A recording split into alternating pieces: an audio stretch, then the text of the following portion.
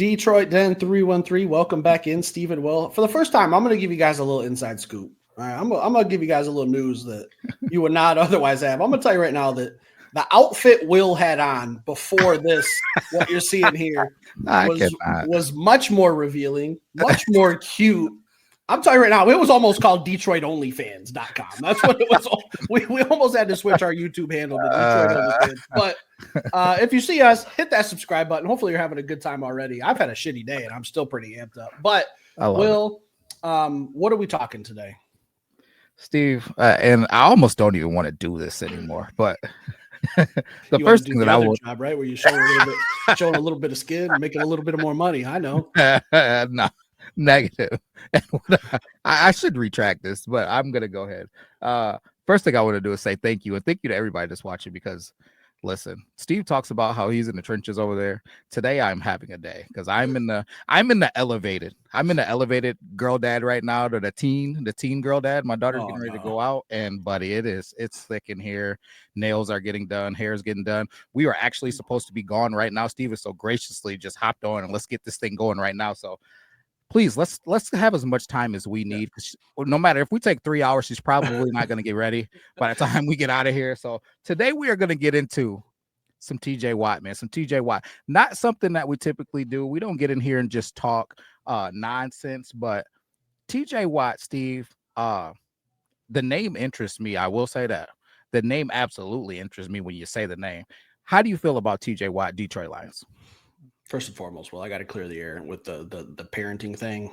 I'm still in the newborn diaper, not sleeping at night phase. You're out in the deep water. I'm still on the docks. You're out in the abyss of the ocean that I don't plan on seeing for a long time. But TJ Watt, interesting name. It's a household name. If you're an NFL fan, you know who TJ Watt is. You know his older brother, JJ Watt.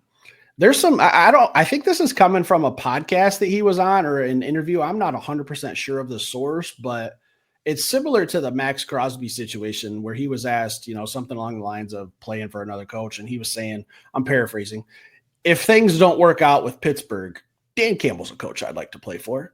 So obviously Lions fans, we're passionate. We love our Lions. We're always looking for a way to make them better. We're immediately trading the farm for TJ Watt to get him here. 17 first-round picks, whatever it costs. Hendon Hooker, Jahmyr Gibbs. We're packaging all of that together, and we're getting TJ Watt. But it is interesting, and I'll be honest, Will, I don't like talking trades that don't have a lot of legs. But names like TJ Watt mentioned in the Detroit Lions, it's something to at least talk about. So how do I feel about it? My hopes aren't up, Will. I know this is probably not going to happen, but there is that small chance that, maybe the Lions do a blockbuster trade for the first time and we land pass rusher TJ Watt. How would you feel about that happening? Steve, we make jokes about being so excited about something happening that it would be flat out inappropriate to stand up and do this podcast where you could see below the waist. Like we that's a joke that we've made a couple times here. I'm gonna tell you right now, there would be a level of excitement if a blockbuster trade happened. But the only way that I would be cool with it is if the blockbuster trade was about future picks. I can't think of a package where that would even make sense, that I would be okay with. I don't want to give away any of these young dogs. I'm not trying to give away, obviously, Jahmyr Gibbs. That's not a thing. Sam Laporta, not a thing. Obviously, any of these young Penei Sewell, not a thing. Like the Brian Branches, Jameson Williams. Like I'm not trying to give away any of those young pieces. So for me, it would be predicated on future picks. Now, if we could get something done with future picks, I'd be interested.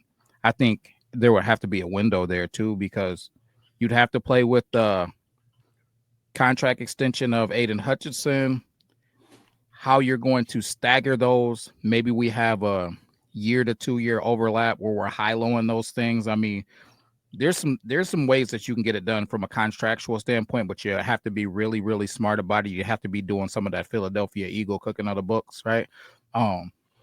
If they could get something like that done, the thought of Aiden Hutchinson and TJ Watt, obviously, it would be exciting because of this, Steve.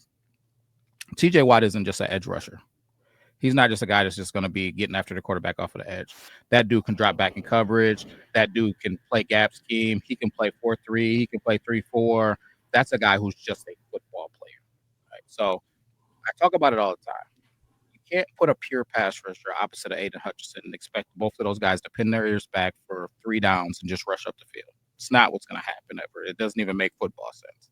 But if you sign a football player opposite of Aiden Hutchinson, it would make football sense because I think TJ Watt would come in here and do whatever it was necessary to go after championships. He wouldn't be somebody that's just only after sacks. So for those reasons, it interests me a lot. And then maybe he makes some concessions and Aiden makes some concessions to make things work. So maybe a hometown discount, maybe a Super Bowl championship chasing discount.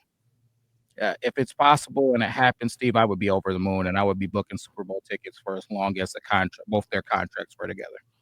Super Bowl? You think the trading for TJ Watt guarantees a Super Bowl appearance? How long would it take? This year, or would it be within like a certain window? Nothing can guarantee a Super Bowl appearance, but I think that it automatically guarantees that our defense is going to be impactful when you think about the young pieces of our secondary. Linebacker core, young pieces. When you talk about Derek Barnes and you talk about Jack Campbell, we don't know what's going to happen with Alex Anzalone, but I like Grant Stewart. He's a guy that I like. So when you think about the young pieces that we have contractually, it would make sense. Yeah, Steve, I think it automatically makes you a contender, automatically makes you a tough defense. Yeah, I think for whatever those two mirroring contracts are together. So if they were overlapping for 3 seasons, that's 3 seasons that I would guarantee that we got a top 5 defense. With that secondary and those two on the D line, and then you got Talik Williams and Ali McNeil, Steve, what are we talking about? This defense is disgusting for however that long that contract is. Like there's still a lot of people we can't even mention yet that without getting into the depth. Yeah, now you're talking about Marcus Davenport being a reserve. Now you're talking about Hassanin has a tremendous amount of time to develop, man. Like it just opens up all types of doors. So being honest, do I think that it's something that's probable? I don't. But do I think that it's something that has more potential than a Max Crosby or a Myles Garrett? Yeah, for sure. For sure. So yeah, I would love it if it happens, Steve. Do you think, given it a scale from 1 to 10, what do you think the probability is? And do you like it, love it, or don't think that it's even a thing, so you don't care? Probability of it happening, 1 to 10, 1.6. Like very, very small chance. My excitement, if it does happen, do I have to stay within 1 to 10? Well, like, can I go like 389? Because I'm somewhere in that neighborhood.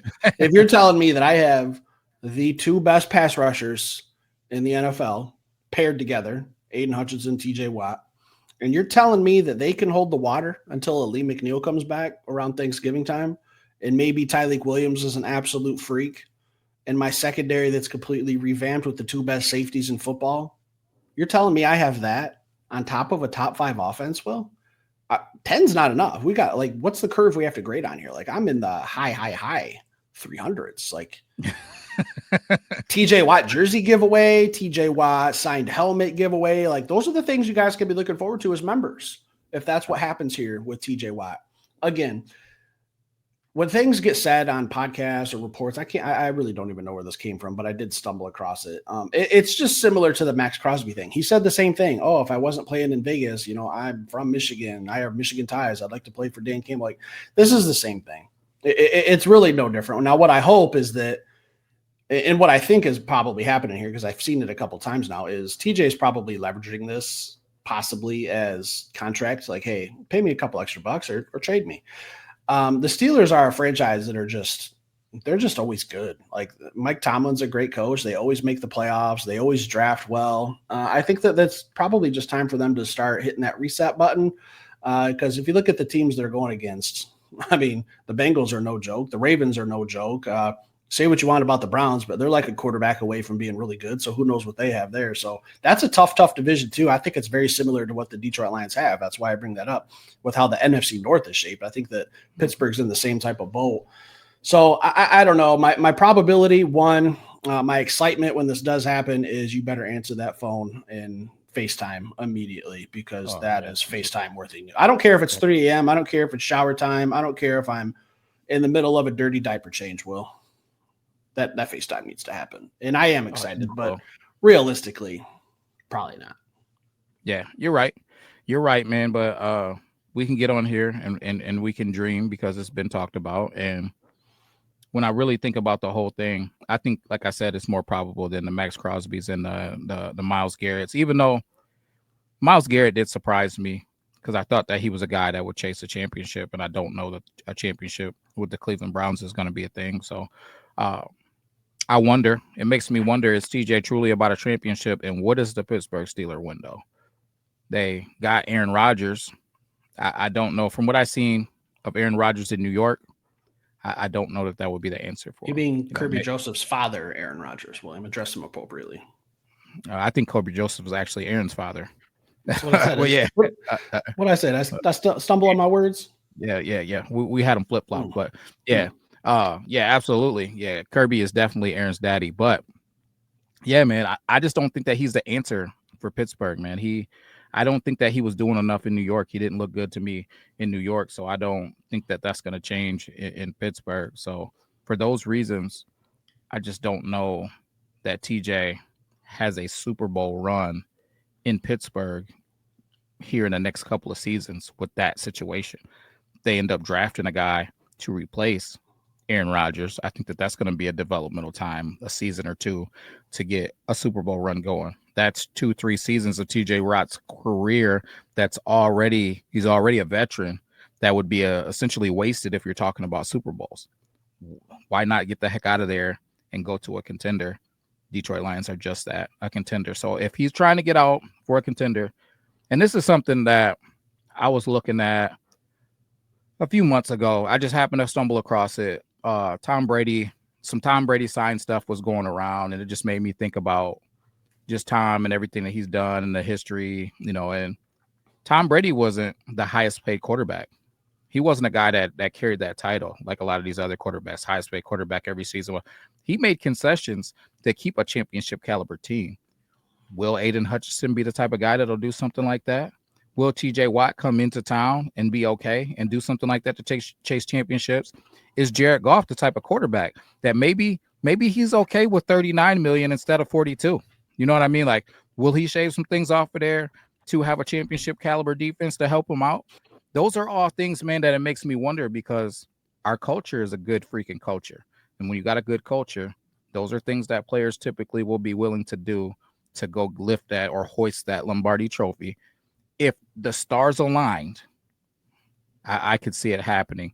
Maybe Aiden says, hey, I'm down to take 25 million one season and then get a hefty season behind it, or or vice, just to stagger those things high and low, man. So if he does that, if those guys can figure it out, if we can get our Howie Roseman type stuff going on in Detroit, sky is the limit, man. I would be good with any of these guys. Like, I don't think that it's probable, but the Trey Hendrickson talk with the Stewart stuff going on out there in Cincinnati and them just being a hot mess right now.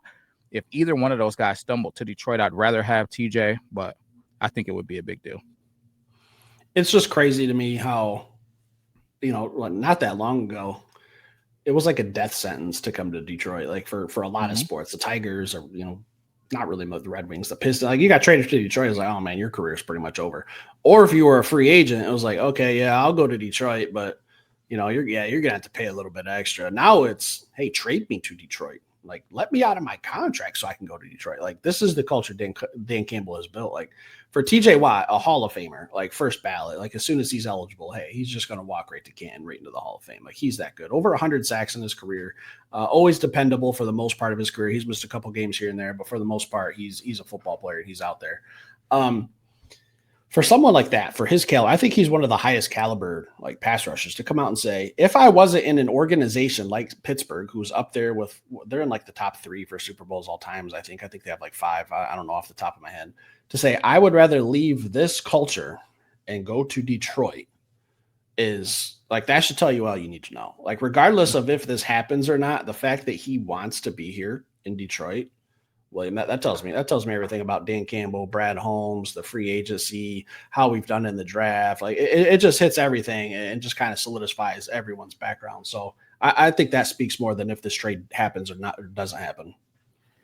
Complete side note, man, Steve, but you making mention to it brings something to the forefront of my mind. When you talked about just people wanting to be here or people collecting a payday and kind of ending their career.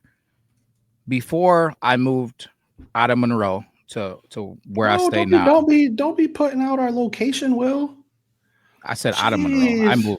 I moved out of Monroe, and that's what I You said. just So I don't know. You just narrowed yourself down to a graphic.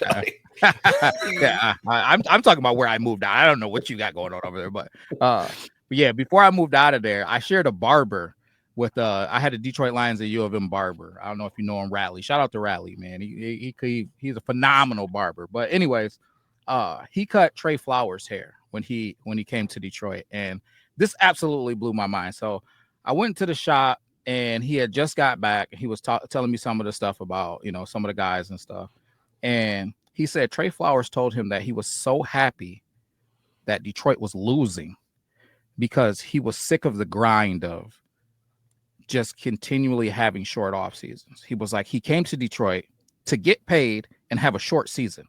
That's why he was here. And I think his play reflects that. After hearing that, when you really think about it, we didn't get the same dude that New England had. He was not the same guy, but just knowing that there's guys out there that have that mentality of even when they're signing, he knew what he was doing when he was signing to come to Detroit. I'm gonna get this 90 mil. I'm gonna have short off seasons, or I'm gonna have short seasons, long off seasons, and I can't wait to get to vacation. You know what I mean? Hey, final game. Let me get out of here. I'm not worried about this off-season stuff. This all this other hoopla, man. Get me to vacation. So just to know that there's guys out there with that thought process absolutely blew my mind at the time. That said, that's not what we have any longer in Detroit as the culture. This is not a place to just end your career and get one last payday. This is a group of guys who are here to hoist the Lombardi Trophy, to compete every single season into the last second of the last game. I think that that's what we get regardless. But now you're seeing players that want to be a part of this culture. And that's the only thing that makes me believe an inkling of any of these home runs, from the Max Crosbys to the Trey Hendricksons to the Myles Garretts to the TJ Watts, because yeah, maybe at some point somebody decides, hey, I want to be out there and I want to go on a run. Hey, I think it would be really cool for me and Aiden Hutchinson to be on both sides and us to just wreck football games. I'm already a multi-millionaire. Who cares if I get 30 million or 20 million or 25 million? It's, you know what I mean? Like, somebody might say, hey, I just want to go cause havoc. And if they can figure it out, man, I'd be pretty excited about it. I think TJ Watt is a guy who I think has that type of personality. And I don't think that he'll be okay with losing.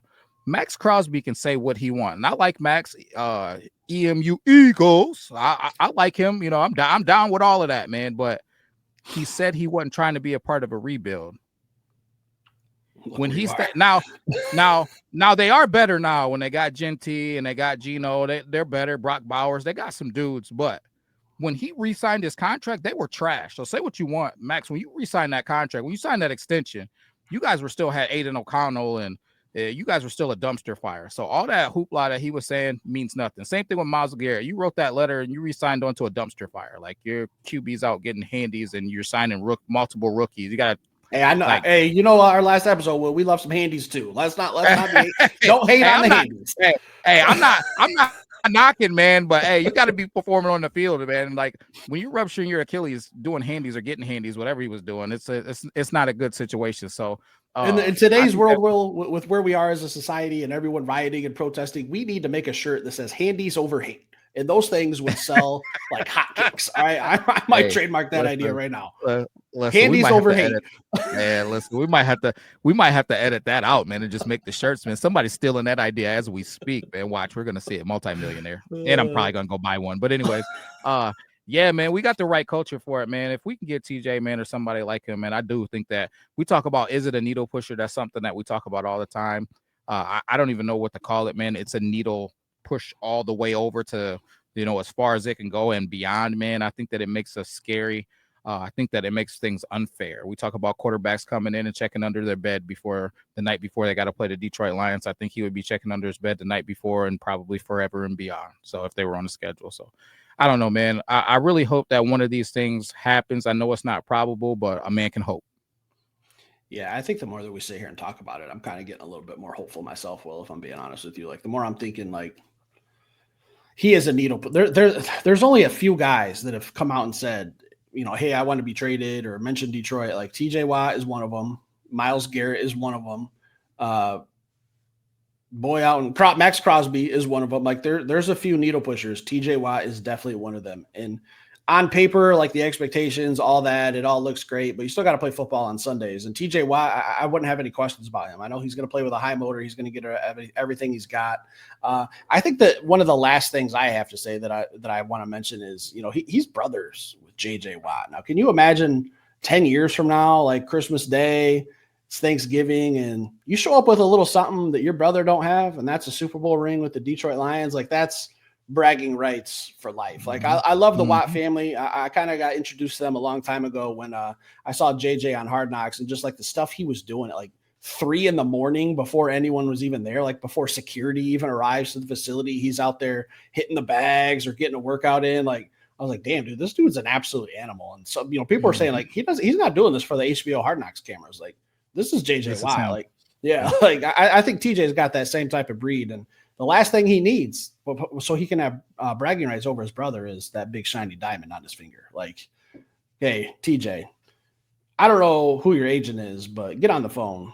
Tell him to get a hold of Brad Holmes. Let's get a deal done. Let's get you to Detroit with Aiden Hutchinson. A dome stadium. It's cold in Pittsburgh. You don't want to be playing there. Come play in Detroit. It's warm. We got a dome. We'll take good care of you. You ain't got to worry about them, long, cold winters. Come to Detroit. Win a Super Bowl. Aaron Rodgers ain't shit. Fuck Aaron Rodgers. So that's all I got for tonight. Will, you got anything else? No, that's it, man. Just leave it in the comments, guys. Do you think it's probable? And if it happened, would you be over the moon? Does it make us a Super Bowl contender immediately? Let us know. Yeah, can't wait for the clickbait titles. Stick around, hit that like button. We'll be back later with another show. Peace.